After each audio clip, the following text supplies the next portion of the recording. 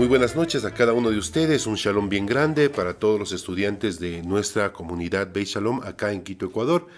Esta es la clase número 3 del módulo intermedio. Esta es la clase número 3 para el módulo intermedio. Bien, durante gran parte del módulo intermedio estaremos revisando varios modelos de acercamiento al estudio de la Torá. ¿Qué es esto? Es la manera como debemos empezar a estudiar la Torá, y no solo la Torá, en realidad las Escrituras en general. Fíjate que hemos dicho estudiar, así es. La Biblia no es un libro de lectura, las Escrituras exigen ir mucho más allá de una simple lectura, y para esto necesitamos de los métodos de estudio. Ya hemos dicho que como creyentes debemos ir creciendo en nuestra vida espiritual, y para esto es muy importante aprender a discernir, a entender los textos que leemos en su contexto, no solamente espiritual, sino también literario, histórico, cultural y metafórico. Es decir, quitarnos los lentes de la modernidad. Cuando tenemos un texto en nuestras manos, un texto que, recordemos, fue escrito originalmente en un promedio de al menos unos 4.000 años antes, entonces no podemos mirar esos textos con las concepciones y la manera de ver las cosas de nuestra era moderna. Por supuesto, podemos aplicar sus principios, eso sí, sin caer en el dogma, en la dogmatización de esos principios. Permíteme repetir esto. Ya hemos dicho que como creyentes debemos ir creciendo, ¿no?, en nuestra vida espiritual. Y para esto es importante aprender a entender, a discernir los textos que estamos leyendo. Pero no podemos mirar esos textos con los lentes que ahora tenemos de la modernidad. Es decir, tenemos que entender que esos textos fueron escritos al menos 4.000 años antes de nuestra era común. No podemos tratar de entender esos textos tan antiguos pensando o aplicándolos a nuestra vida moderna. Y esto es muy importante que en todo momento lo tengamos muy en cuenta. Menos todavía, como ya hemos dicho, tratar de dogmatizar. Yo creo que esto es algo también muy importante que hay que tomar en cuenta. El texto que tenemos escrito, las escrituras que tenemos, no forman parte, y ya lo hemos dicho antes, de ningún tipo de doctrina. El pensamiento, el concepto de doctrina existe a partir de lo que conocemos como Nuevo Testamento. En ninguna parte de la Torá, es decir, de los 5 primeros libros, o del Tanaj, es decir, los libros que van desde Josué hasta Malaquías, encontramos en ninguna parte la palabra o la idea o el concepto de un adoctrinamiento. Y esto es muy importante que lo tengamos siempre presente al estudiar las Escrituras. Bueno, como ejemplo, la clase pasada estuvimos hablando sobre el infierno, sobre el concepto de infierno, y te dije que no existe, por lo menos en la Torá, ningún texto que hable siquiera del infierno, de demonios, ni de ninguna idea parecida. Esas ideas surgen ya en el transcurrir de los años, y es en el Tanaj en donde encontramos referencias no concretamente al infierno, sino a un valle. Dice la Escritura al valle de Hinnom. Puedes ver la clase anterior para hallar esta información, que era un valle donde se hacían sacrificios humanos y posteriormente se quemaba la basura. Luego, ya en las Escrituras neotestamentarias, se tomó esta idea, se la adaptó al pensamiento greco-romano, imperante por supuesto en esos días, y se creó el concepto de que existe un infierno de fuego en donde arden las almas de los malvados. Recuerden que estamos aprendiendo sobre los métodos de estudio de la Torá, y hemos dicho que el desconocimiento de este y otros métodos de estudio es lo que ha provocado que se den origen a creencias doctrinales, como decíamos hace un momento, completamente mal fundamentadas. Bien, en la clase de hoy vamos a tratar de corregir algunos preconceptos, algunos paradigmas que debemos sacar de nuestra mente para tener acceso a la riqueza académica, histórica, cultural y espiritual de las Escrituras. Es decir, desaprender para aprender. Tomemos entonces nuevamente unos textos bíblicos y analicémoslo a la luz de los métodos apropiados. Tomemos algunos textos y vamos a estudiarlos a la luz de los métodos de estudio apropiados. Bien, ahí tenemos el libro de Bereshit, o el texto de Bereshit, o Génesis, capítulo 6, versos 5 al 7. Génesis, capítulo 6, versos 5 al 7, dice la Escritura: y vio el Eterno que la maldad de los hombres era mucha en la tierra, y que todo designio de los pensamientos del corazón de ellos era de continuo solamente el mal. Y se arrepintió Dios, lo tengo marcado para que pueda distinguirse, ¿no? Y se arrepintió Dios de haber hecho al hombre en la tierra, y le dolió en su corazón. Y dijo Dios: raeré sobre la faz de la tierra a los hombres que he creado, desde el hombre hasta la bestia y hasta el reptil y las aves del cielo. Pues me arrepiento. Nuevamente tengo marcado el texto para resaltarlo. Me arrepiento, dijo Dios, de haberlos hecho. Vamos a ver otro texto, Números capítulo 23, verso 19. El libro de Bamidbar, o Números capítulo 23, verso 19 dice: Dios no es hombre para que mienta, ni hijo de hombre para que se arrepienta. Nuevamente tengo marcado el texto. ¿Lo ha dicho él y no hará? ¿Ha hablado y no cumplirá? En el texto de Bereshit dice que Dios, el Eterno, se arrepintió. En el texto de Números dice que Dios, el Eterno, no puede arrepentirse. ¿Por qué? Porque no es un hombre, no tiene cualidades humanas, pero en Bereshit dice que le dolió en su corazón. ¿Cómo puede Dios tener un corazón si no es humano? Piensa en esto. ¿Cómo puede Dios, o cómo puede el texto bíblico decir que le dolió en el corazón o que Dios se arrepintió? Si en otro texto de las mismas escrituras dice que Dios no es hombre, entonces no tiene cualidades humanas o no es humano. ¿Cómo puede ser un ser que no es humano, pero tiene corazón o no tiene corazón? ¿O cómo es esto? Bien, mientras te rompes la cabeza pensando en estas ideas y en la manera de conciliar estos textos, vamos a comenzar a eliminar esos paradigmas que tenemos de las Escrituras. Bien, paradigma número 1. La Biblia no puede ser considerada como un libro. Para que sea considerada un libro, debe tener las características de un libro, es decir, tener un solo estilo literario, tener al menos un solo autor y hablar al menos de un tema en general, ¿no es cierto? No podemos considerarle a la Biblia como un libro. Mucha gente dice que la Biblia es un libro, pero no podemos considerar a la Biblia como un libro concretamente. La Biblia no es un libro, la Biblia es una colección de libros con diferentes autores, diferentes y variados estilos literarios y las más variadas selecciones de temas. Vas a encontrar en la Biblia historias, mitos, leyendas, parábolas, textos de estilo jurídico, prosa de estilo romántico, lírico, folclórico, épico, satírico, cúltico y ritual, entre otros, ¿no? Te vas a encontrar en la Biblia estilos literarios tan complejos como el estilo literario profético, apocalíptico, histórico, jurídico, midrásico. Entonces, la Biblia no es un libro. Elimina este paradigma de tu mente.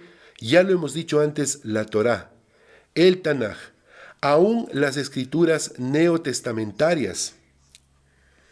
Permíteme un momentito. Aún las escrituras neotestamentarias son textos no para leerlos, sino son textos que requieren la apropiada interpretación por parte de un maestro debidamente preparado. Vamos a ver el paradigma número 2. Paradigma número 2. La Biblia es un libro de hombres y mujeres santos y perfectos. Esto también es un paradigma muy común. Muchos creyentes tienen esta idea, ¿no? La Biblia es un libro que relata la vida de hombres y mujeres santos y perfectos. Bueno, nada más lejano de la realidad. Las Escrituras describen la vida de hombres y mujeres con las mismas características que las nuestras. Hombres y mujeres piadosos, pero humanos finalmente. Egoístas, homicidas, orgullosos, superfluos, exigentes, lujuriosos, envidiosos, chismosos, mentirosos, en una sola palabra. Humanos, no dioses, no santos, humanos, con la capacidad de corregir sus caminos, transformarse en seres humanos elevados, seres de carne y hueso al mismo tiempo, pero seres de luz. Hay que tomar en cuenta de manera muy importante este asunto. La Biblia, las Escrituras, no es un libro que habla sobre hombres y mujeres santos y perfectos. Nada más alejado de la verdad que eso. Sigamos. Paradigma número 3. La Biblia es apta para todas las edades. Bueno, esto no es así. Para entender mejor esto, utilicemos el ejemplo de la clasificación que tienen las películas hoy en día. Existen películas para niños que van desde 0 o desde 2 mínimo a 7 años. Estas películas, para ser clasificadas como películas infantiles, deben considerar cierto tipo de características que no agredan a la capacidad de reflexión que tiene un niño al menos hasta los 7 años. Tenemos películas para adolescentes, también calificadas como P13, que significa bajo la supervisión de un adulto. Tenemos películas para mayores de 18 años, cuyo contenido es violencia, lenguaje inapropiado, sexo. Si dejamos que los niños lean la Biblia, van a encontrarse con una serpiente que habla, con un hermano que mata a su hermano, con unas hijas que tienen relaciones sexuales con su propio padre, con una jovencita violada por un extraño, y un Dios que ordena a un anciano matar a su propio hijo. Piensa en esto. ¿Cómo podría asimilar esto a la mente de un niño, de un adolescente? ¿Cómo podría interpretar esto la mente de un niño? Pues los niños hasta cierta edad no han desarrollado todavía la capacidad de ese pensamiento abstracto. Y algunos adultos tampoco. Esa es la gran verdad. Yo no entiendo cómo es que a veces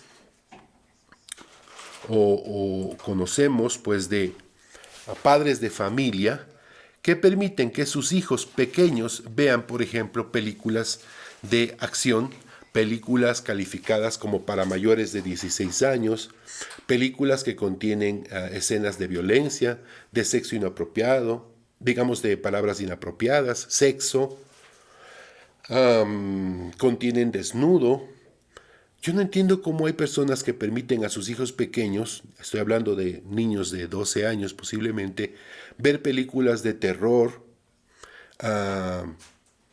La capacidad de los adolescentes, de los niños, aún de muchos jóvenes, no ha desarrollado la habilidad para separar la realidad de la ficción. Entonces, no es posible que pretendamos pensar que la Biblia es un libro que puede ser para todo el mundo, que todo el mundo puede leer la Biblia. No es así. La Biblia es un libro o es una colección de libros que está determinada para público adulto, sobre todo con capacidad de reflexión. Vamos a ver el paradigma número 4. El paradigma número 4. Este paradigma dice, la Biblia es un tratado de teología o una guía de discipulado. Esto No es así. La Biblia no es un tratado de teología sistemática. No podemos, con nuestros ojos de la modernidad, ya lo dijimos, tratar de estudiar a Dios en las Escrituras. Escuche bien lo que estoy diciendo. No podemos tratar de estudiar a Dios en las Escrituras. No podemos hacerlo, ya que el concepto de Dios de los antiguos es completamente diferente al concepto actual que tenemos de Dios. En los libros de teología sistemática se estudia, por ejemplo, que Dios es omnisciente, es decir, que lo sabe todo, lo conoce todo desde el principio hasta el final. Ahora, veamos un texto. Génesis capítulo 3, versos 8 y 9. Y oyeron la voz de Dios que se paseaba en el huerto al aire del día, y el hombre y su mujer, que dice, se escondieron de la presencia de Dios entre los árboles del huerto. Mas Dios llamó al hombre y le dijo, ¿dónde estás tú? A ver, hagamos esta pregunta. ¿Dios no sabe todo? ¿Dios no conoce todo? Entonces, ¿cómo es que no sabe dónde está Adán o dónde estaba Adán? En los libros de teología sistemática se estudia que, por ejemplo, Dios es omnipresente. Esto quiere decir que puede estar y está, de hecho, en todo lugar. Eso es lo que enseñan en los libros de teología sistemática. Vamos a ver otro libro del Tanaj, Jonás, capítulo 1, verso 13. Vino palabra del Eterno a Jonás, hijo de Amitai, diciendo, levántate, ve a Nínive, la gran ciudad, y proclama contra ella, porque su maldad ha subido hasta mí. Pero Jonás se levantó para huir a Tarsis. ¿Qué dice la Escritura? Lejos de la presencia del Eterno. Y descendiendo a Jope, encontró un barco que iba a Tarsis, pagó el pasaje y entró en él, para ir con ellos a Tarsis. ¿Para qué se iba a Tarsis el profeta Jonás? Dice la Escritura, lejos de la presencia del Eterno. A ver, volvamos a hacer esta pregunta. ¿Dios no es que está en todo lugar? Entonces, ¿cómo es que Jonás, un profeta de Dios, a veces pensamos, ¿no? Los profetas de Dios, pues bueno, son seres iluminados, ellos tienen una conexión más profunda con Dios, conocen a Dios, han escuchado a Dios, hablan de parte de Dios. Bueno, aquí tenemos a un profeta, Jonás, que tiene esta extraña idea, que puede huir de Dios, que puede esconderse de Dios, que puede irse a un lugar en donde seguramente Dios no lo va a encontrar. Queridos alumnos, amigos, hermanos, familia, la Biblia no es un libro de teología sistemática. Muchas de las cosas que se enseñan, se estudian y se aprenden en algunos de los cementerios, de los seminarios teológicos, tienen la preconcepción de que la Biblia es un tratado de teología, y esto no es así. No podemos tratar de estudiar a Dios en las Escrituras. No podemos tratar de entender a Dios en las Escrituras. Voy a volver a repetir esto. Creo que es importante.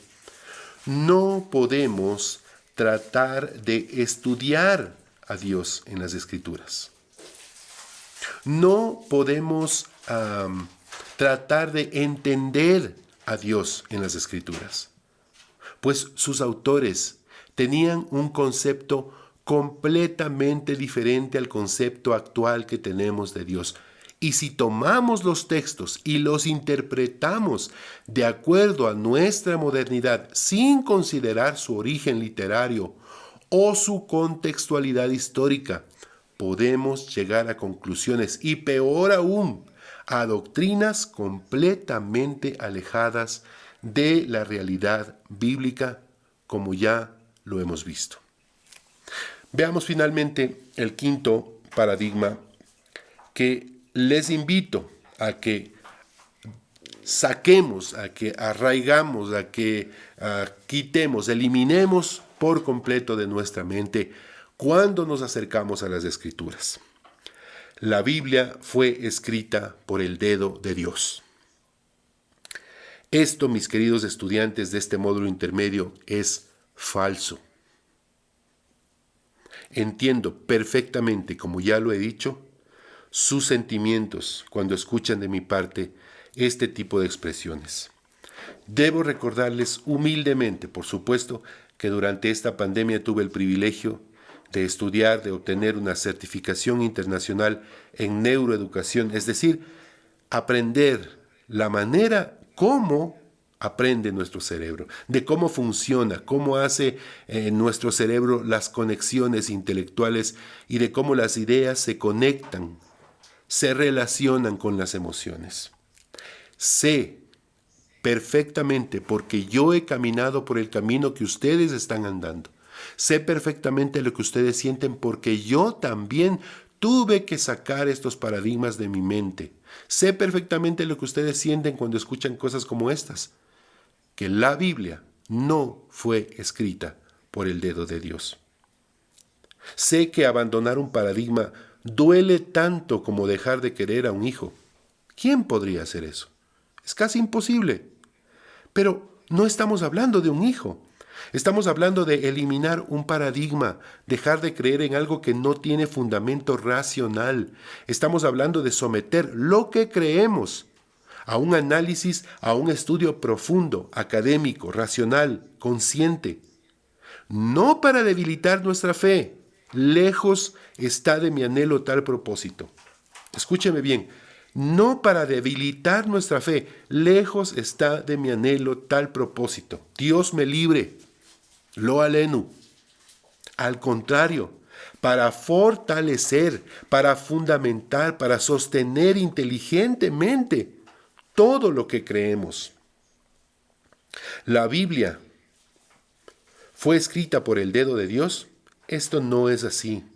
La Biblia no fue escrita por una divinidad, fue escrita por hombres. Inspirados, por supuesto, inspirados por Dios para hacerlo, así es, pero no por Dios mismo. La Torá, el Tanakh, así como cada hombre o mujer que viene a este mundo, es el resultado del trabajo de dos entidades operando en conjunto. Por un lado está Dios y por el otro lado está el hombre. Dios inspirando, el hombre escribiendo. Dios inspirando a los hombres para escribir y el hombre escribiendo. Bajo la inspiración de Dios, sí, pero en su contexto, bajo sus condiciones culturales, con su propio estilo, bajo sus propias limitaciones lingüísticas incluso, emocionales y bajo su propio concepto de Dios. Esta, mis queridos estudiantes de este módulo intermedio, es la verdad académica, no la idealización piadosa. Esta es la verdad académica, no la idealización piadosa que tenemos. Muchas veces decimos, no, es que yo le amo a Dios como si fuera mi padre, lo siento en mi corazón como si fuera mi padre, yo lo considero a Jesús como mi amigo, como si fuera mi hermano, no, es que yo le quiero a María como si fuera mi madre, no la idolatro, pero sí la honro como si fuera mi propia madre, y mi papito me ve desde el cielo, mi mamita me cuida desde el cielo, y yo creo que sí existen los angelitos y nos protegen con sus alas, y yo creo que la gente mala está poseída por demonios y que vienen los extraterrestres y se llevan a la gente, y creo que hay cielo y creo que también hay infierno y todo eso, etcétera, etcétera, etcétera. Todo esto puede ser muy piadoso, amigos, hermanos, familia, muy piadoso, digno de un sentimiento noble, bello, pero completamente falso, sin ningún fundamento escritural, ni bíblico, ni teológico, y a veces ni siquiera racional. Ahora, pero ustedes seguramente me van a decir, pero Pato, y entonces el texto de Éxodo capítulo 31, verso 18, ¿por qué? ¿Por qué entonces Éxodo 31 dice, y dio a Moisés, cuando acabó de hablar con él en el monte Sinaí, 2 tablas del testimonio? ¿Tablas de piedra? ¿Qué dice ahí? Escritas con el dedo de Dios. Lo dice textual y claramente, escritas con el dedo de Dios. Entonces, cabe hacerse las siguientes preguntas. ¿Qué quiso decir el autor cuando escribió, Dios se arrepintió? ¿Qué quiso decir el autor cuando escribió, a Dios le dolió el corazón? ¿Qué quiso decir Dios, qué quiso decir el autor cuando escribió, Adán se escondía de Dios. ¿Qué quiso decir el autor cuando escribió Jonás quería huir de Dios? ¿Qué quiso decir el autor cuando escribió con el dedo de Dios? Porque está escrito, no lo podemos negar. Pero debemos entender, pensar, ¿qué es lo que quiso expresar el autor cuando escribió estas cosas?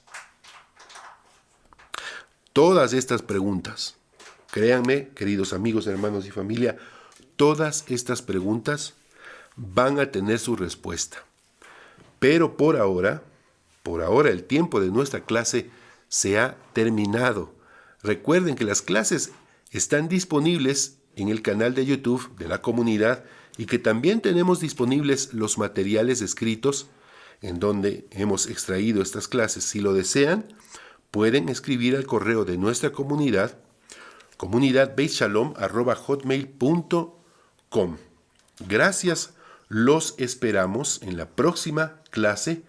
Bezrat Hashem, como siempre lo decimos, si el Eterno lo permite. Shalom, un shalom bien grande para cada uno de ustedes. Bendiciones.